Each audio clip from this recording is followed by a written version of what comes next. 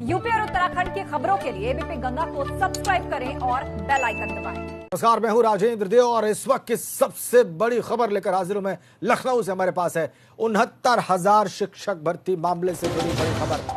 31,661 चयनित शिक्षकों की सूची जारी। सचिव बेसिक शिक्षा परिषद ने यह सूची जारी की है।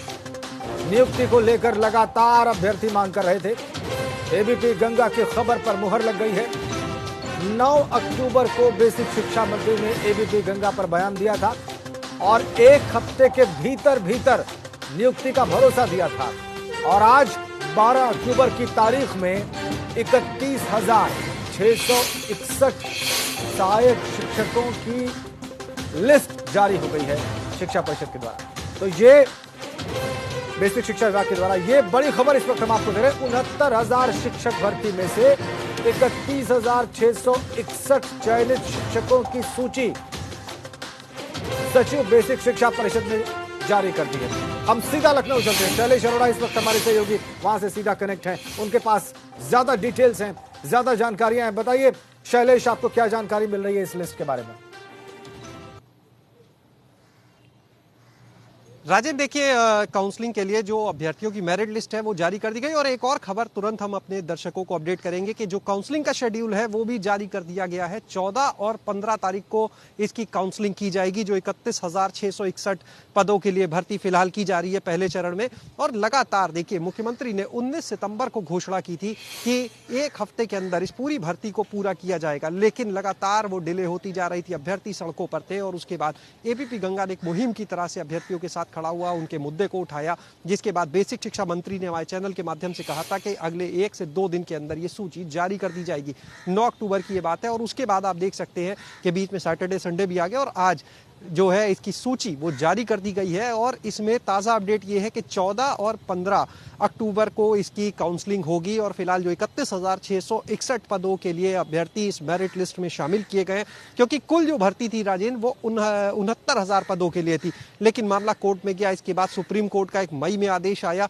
उस आदेश को आधार बनाकर राज्य सरकार ने फिलहाल जो भर्ती कर रही है वो 31,661 पदों के लिए कर रही है। और बाकी के जो पद है वो, क्योंकि शिक्षा मित्रों से जुड़ा हुआ एक विवाद अभी कोर्ट में चल रहा है, ऐसे में जो शिक्षा मित्रों के धारित पद हैं तो वो उनको अभी फिलहाल रिजर्व रखा गया, उन पर कोई काउंसलिंग नहीं हो रही है। और जो 31,661 पदों की लिस्ट जारी की गई है वो समानुपाती क्रम में जारी की गई है। यानी कि जो पूरे अभ्यर्थियों की एक सूची बनाई गई थी उसमें से टॉप मेरिट के हिसाब से आरक्षण लागू करते हुए इस सूची को जारी किया गया है जिले के हिसाब से। तो और अब वो सूची सामने आ गई है जिसको लेकर अभ्यर्थी परेशान थे। 14 और 15 अक्टूबर को ये काउंसलिंग की जाएगी। जो सचिव बेसिक शिक्षा परिषद है प्रयागराज के, उन्होंने खुद ये जानकारी दी है यूपी गंगा को कि 14 और 15 तारीख को ये काउंसलिंग होगी। तो आपको बताएं कि लंबे समय से अभ्यर्थी इंतजार कर रहे थे। हालांकि एक दूसरा पहलू है, एक तरफ लिस्ट जारी हुई है तो दूसरी तरफ जो अभ्यर्थी इस मेरिट लिस्ट में आरक्षण को लेकर विवाद उठा रहे थे, जो इसको लेकर लगातार आयोग से संपर्क में थे, वहां पर शिकायत थी, आयोग से सुनवाई भी उनकी हुई थी,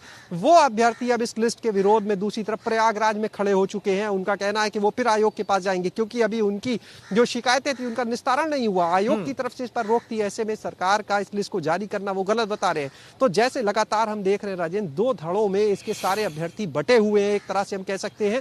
तो अब एक धड़ा आज राहत महसूस कर रहा है जो 31,661 पदों के लिए धड़ा है। तो वहीं दूसरी ओर जो आपने बड़ी महत्वपूर्ण जानकारी दी, भर्ती एक साथ हो, टुकड़ों में तोड़कर ना हो। शैलेश, बिल्कुल आपने बहुत महत्वपूर्ण जानकारी दी। एबीपी गंगा के दर्शकों को आप इस वक्त की बहुत बड़ी खबर दे रहे हैं, क्योंकि एबीपी गंगा के दर्शक जानते हैं कि इस तरह की खबर, इससे जुड़ी खबर सबसे पहले हम प्रसारित करते हैं।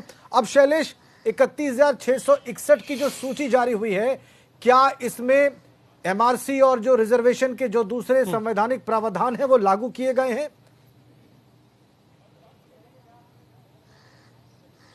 देखिए राजेंद्र, जो विभाग के अधिकारी है उनका कहना है कि इसी वजह से इतनी देरी हुई है और पूरा मंथन चला है। मंथन के बाद किसी भी तरह से आरक्षण के जो नियम है उनका पूरी तरह से पालन होता रहे, उनमें किसी तरह की गड़बड़ी ना हो, इस बातों को ध्यान में रखा गया। इसीलिए समानुपाती क्रम में इस सूची को बनाया गया है। लेकिन जो आरक्षित वर्ग के अभ्यर्थी हैं वो ये कह रहे हैं कि इस सूची में आरक्षण का पूरी तरह से पालन नहीं किया गया। इसी को लेकर विवाद भी चल रहा था उनका, और राष्ट्रीय पिछड़ा वर्ग आयोग की तरफ से भी सुनवाई की तिथि निर्धारित की गई थी। इसके अलावा कल का जो दिन बीता है, जो 11 तारीख थी, यानी तो 11 तारीख को प्रयागराज में जो सचिव बेसिक शिक्षा परिषद कार्यालय, वहां पर अभ्यर्थियों की एक 5 सदस्यीय समिति को भी बुलाया गया था।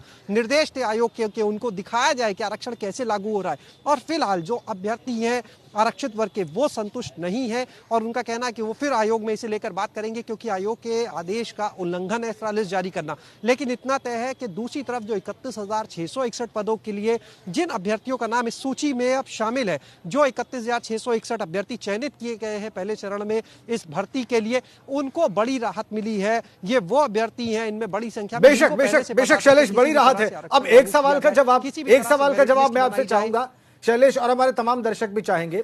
अब जबकि ये लिस्ट जारी कर दी है सिलेक्टेड टीचर्स की, चयनित शिक्षकों की, तो राष्ट्रीय पिछड़ा वर्ग आयोग अगर इसको संज्ञान में ले, चूंकि उसने रोक लगाई हुई है, तो उसका अर्थ क्या होगा? अगर राष्ट्रीय पिछड़ा वर्ग में ये मामला अभी भी लंबित है और ये लिस्ट जारी हो गई है, तो इस मामले का असर क्या पड़ सकता है?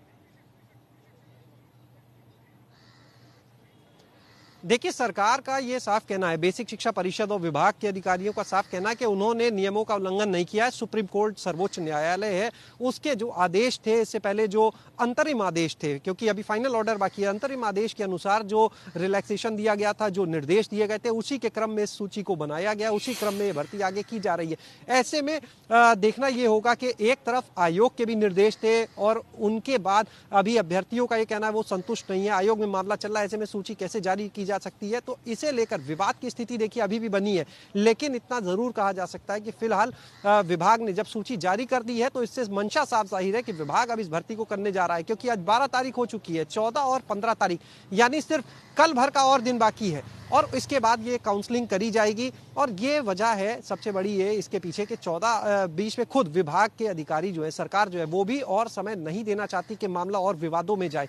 ज्यादा विवादों में घिरने से पहले इस भर्ती को पूरा करने की मंशा है सरकार की। यही वजह है कि तत्काल, और विभाग लगातार कह रहा था कि जैसे एनआईसी से अनुमति मिलेगी उसके बाद वो तुरंत इस भर्ती को पूरा करने के लिए तैयार है। तो एनआईसी से एक तरफ अनुमति मिली कि काउंसलिंग कराने के लिए, टेक्निकल सपोर्ट देने के लिए वो पूरी तरह तैयार है, और दूसरी तरफ विभाग ने महज देख सकते हैं आज 12 तारीख को लिस्ट जो है वो सार्वजनिक हुई है, अभ्यर्थियों की जानकारी में आई है चैनल के माध्यम से हमारे। उसके बाद सिर्फ 13 तारीख का एक दिन का बीच में मौका है कल, और 14 तारीख से ये काउंसलिंग हर जिले में शुरू कर दी जाएगी। आपने तमाम महत्वपूर्ण जानकारियां दी, तमाम महत्वपूर्ण अपडेट्स दी, बहुत बहुत धन्यवाद।